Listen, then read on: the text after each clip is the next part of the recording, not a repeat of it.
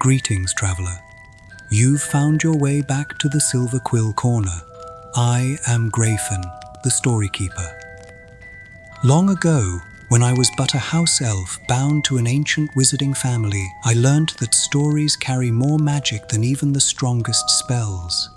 When I was freed, I gathered those tales, whispers of the castle, legends of witches and wizards, and dreams woven through the ages. Tonight, we'll journey once more through the magical world imagined by J.K. Rowling, a world whose secrets stretch far beyond the pages we know so well. When I began exploring its deeper lore, from the early notes to Pottermore's hidden texts over the years, I found tales I'd never heard before.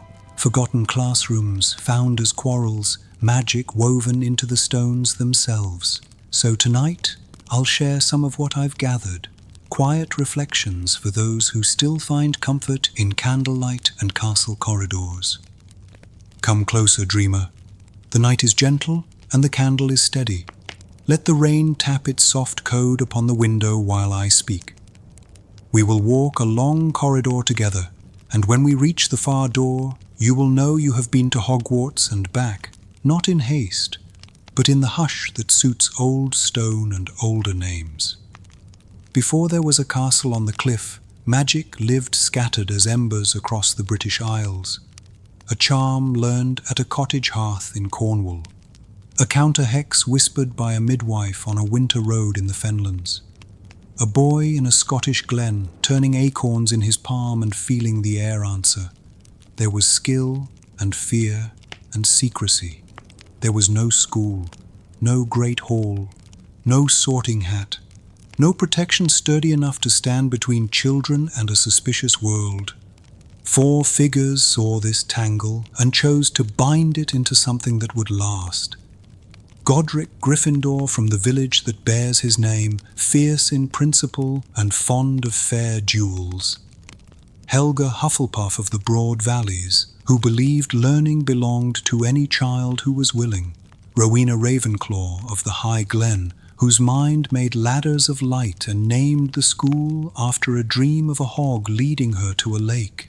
Salazar Slytherin from the Fen, silver-tongued in Parseltongue and sharp in caution, who prized ambition and lineage as armor against a dangerous age. Together they chose the Highlands and built Hogwarts School of Witchcraft and Wizardry beside a deep, still lake whose waters would one day hold secrets and friendships alike. Hogwarts rose from the rock with enchantments layered like quilts against the cold. Wards turned curious Muggle eyes aside. Stares learned to shift as if they too desired adventure. Portraits acquired opinions and schedules. The great hall opened itself to the sky each evening, stars repeating themselves upon its ceiling. Banners in red and gold, yellow and black, blue and bronze, green and silver unfurled, and children learned their first courage under their soft weight. The founders did not love the same virtues, so they gave the school 4 houses to hold them. Gryffindor's brave and bold, Hufflepuff's loyal and tireless, Ravenclaw's curious and keen, Slytherin's ambitious and resourceful. In the earliest years, they chose pupils with their own hands, listening for the shape of a future. When choosing grew larger than 4 pairs of eyes could bear, they trusted a peculiar judge with the task, the sorting hat, stitched with their counsel and their debates. A child sat, a song rustled, a decision settled. Sometimes the obvious was affirmed. Sometimes the quiet was understood more deeply than any first impression could reveal. House points chimed throughout each term like small bells of praise and warning, and at year's end a long table of hourglasses held the result in rubies, sapphires, emeralds and topaz, glittering under the candlefall like the memory of effort. It was not peace without edges. Gryffindor argued that magic belongs where it wakes, regardless of ancestry. Slytherin argued that secrecy frays when doors are thrown too wide. Hufflepuff counseled kindness with backbone. Ravenclaw weighed consequences amid possibility. The argument grew a spine of its own.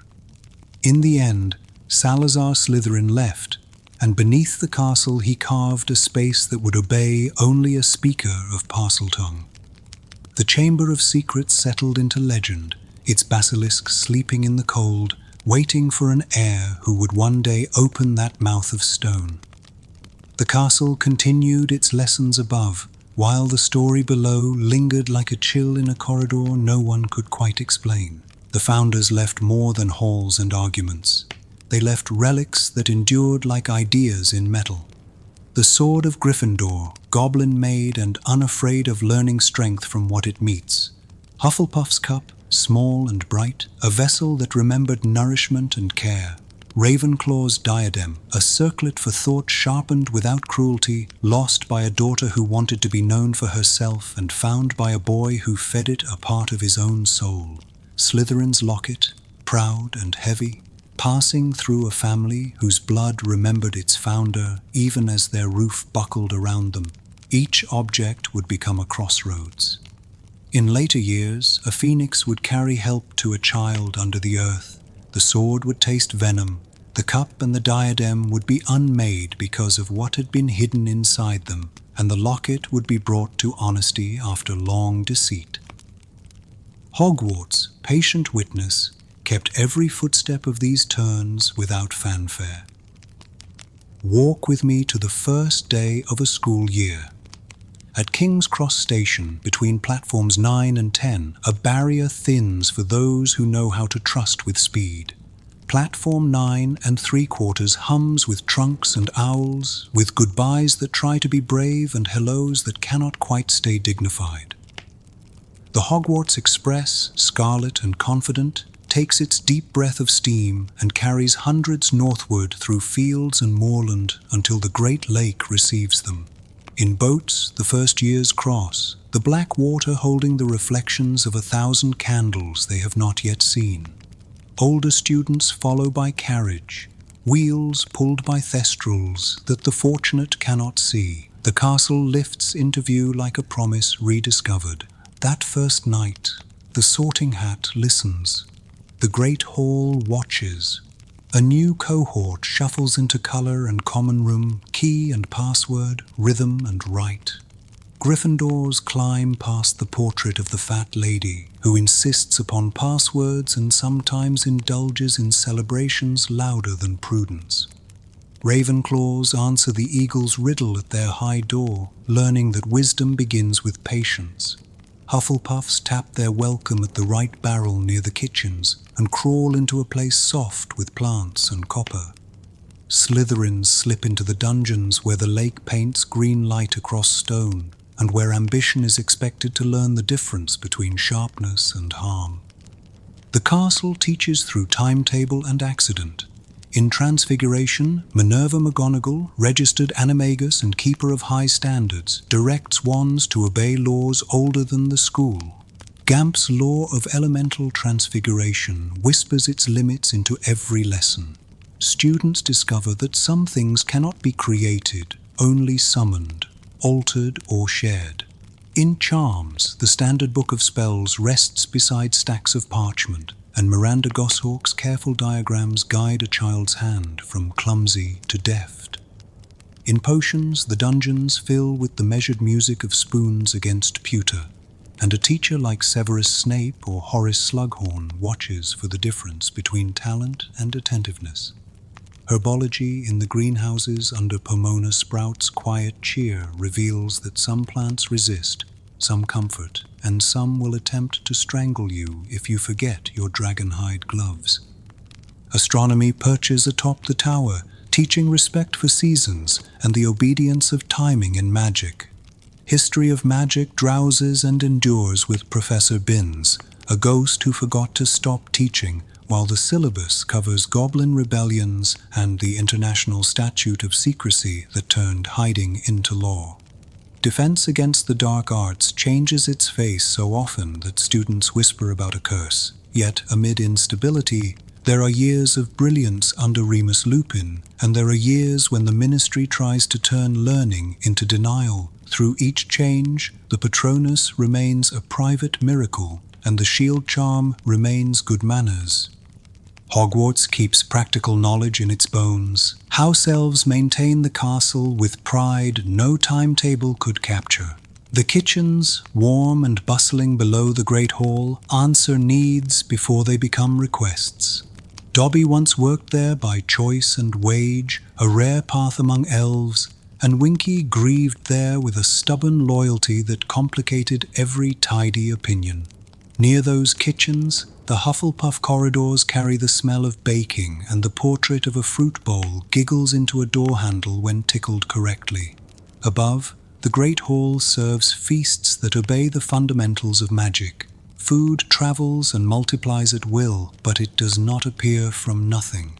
Even at Hogwarts, laws hold. The grounds remind students that safety is a practice, not a guarantee. The Forbidden Forest begins at the edge of the lawn and walks away into a different country. Centaurs live there, Firenze among them, reading the sky's grammar without deferring to human urgency. Acromantulas web the shadows with a logic that considers hunger before etiquette, their old patriarch Aragog having once owed Hagrid a debt that spared many and imperiled some. Unicorns move like hush, thestrals move like honest grief, and mooncalves make patterns that no one but the moon appreciates. When Dementors were stationed around those grounds, the air itself remembered cold that had nothing to do with weather, and students learned that hope can have a shape and a silvery shimmer.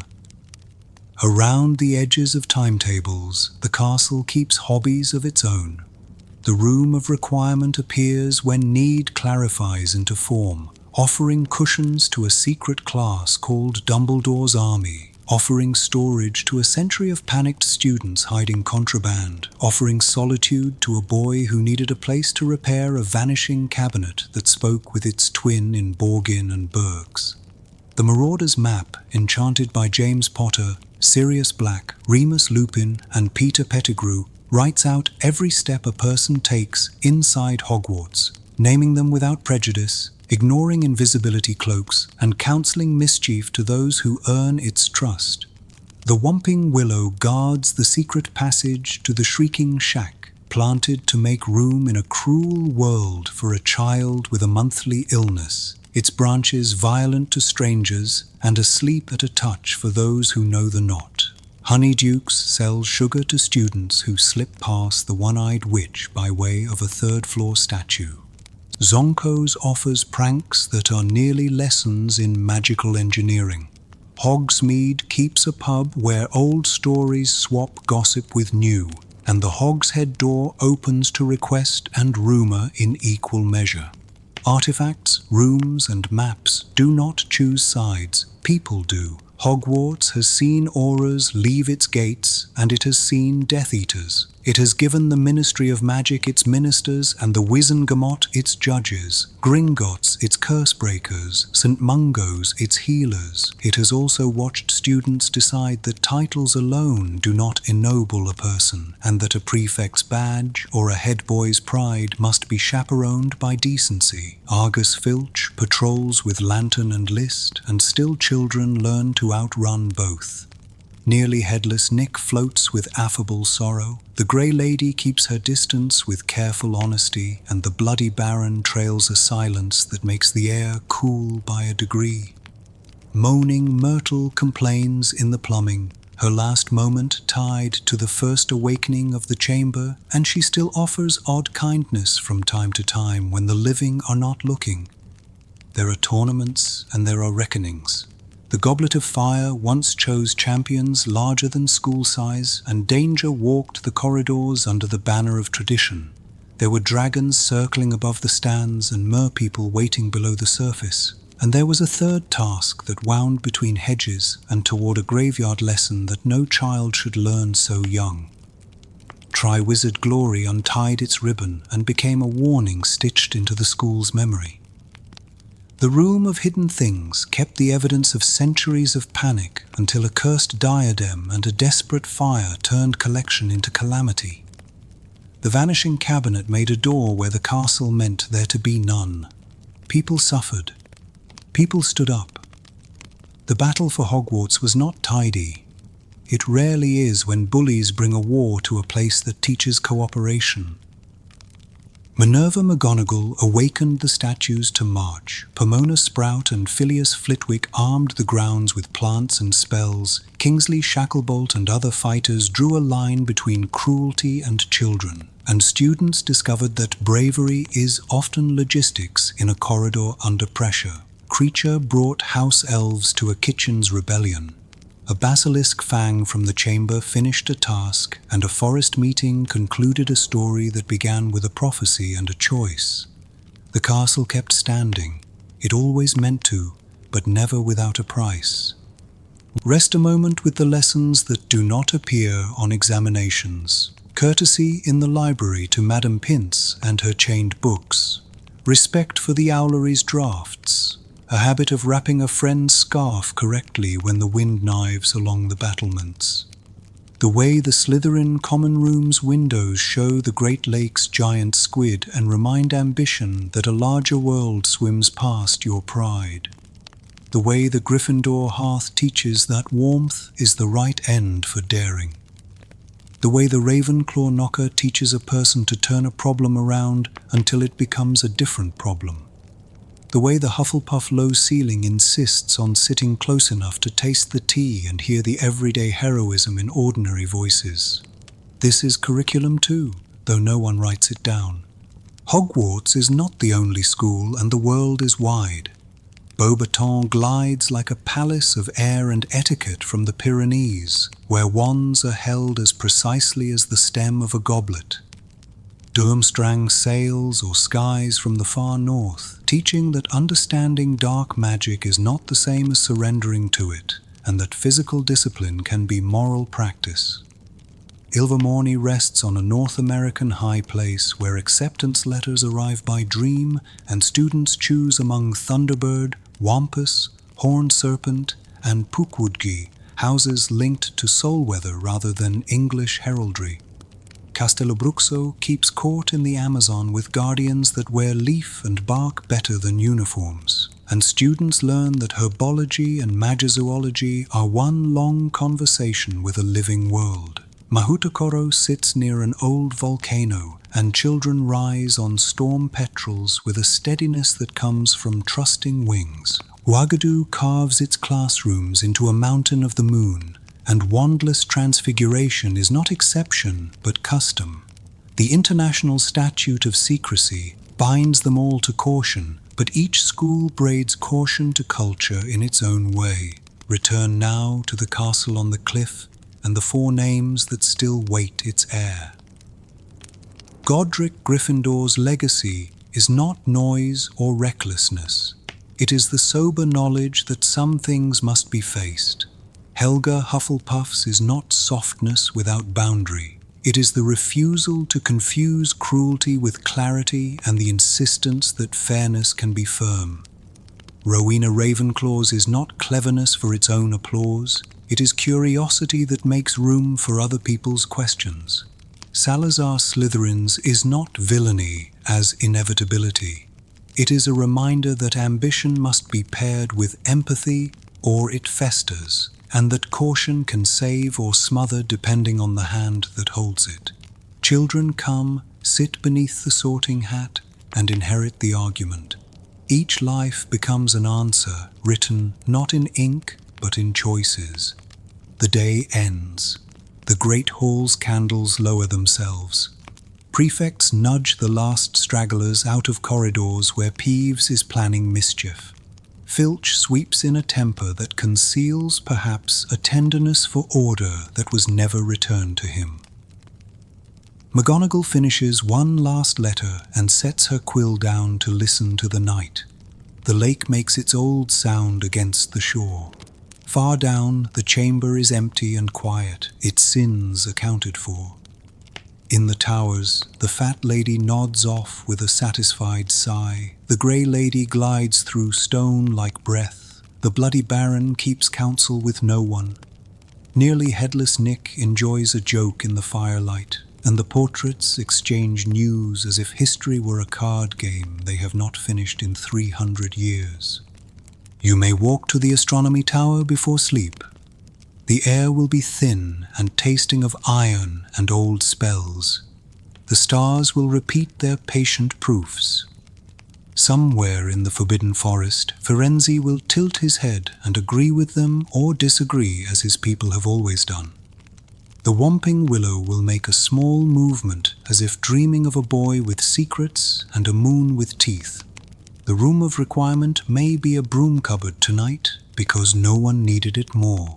Hogsmeade's windows will be dark except for a stubborn light in the Hog's Head because stubborn lights are a public service. At King's Cross, a sign will hang where no one can see it yet, waiting for morning and a number that nobody explains. And across your mind, like a gentle train, the knowledge will pass that the school keeps you even when you are not within its walls. Now, lower your shoulders. Let the last of the candle become a bead. Hogwarts will keep its watch. The Great Hall will set itself for breakfast. The kitchens will wake before dawn. Owls will practice delivery routes across the rafters. First years will dream of the sorting hat. Seventh years will count weeks with a hunger that is not only for exams, but for the leaving and the return. Professors will revise lesson plans that they have taught a dozen times because one student asked a question that required a new staircase. The lake will hold secrets and never gossip. The Forbidden Forest will remain honest. The houses will argue and reconcile and change one another. Sleep, child of the quiet. Sleep, traveler of platform 9 3/4. Sleep, friend of Gryffindor's fire, Hufflepuff's bread, Ravenclaw's sky, Slytherin's water-green light. When you wake, Hogwarts will still be there, and the long corridor we walked will open its doors in the same old order. Until then, rest. The stone remembers you, and the castle is very good at keeping what it loves.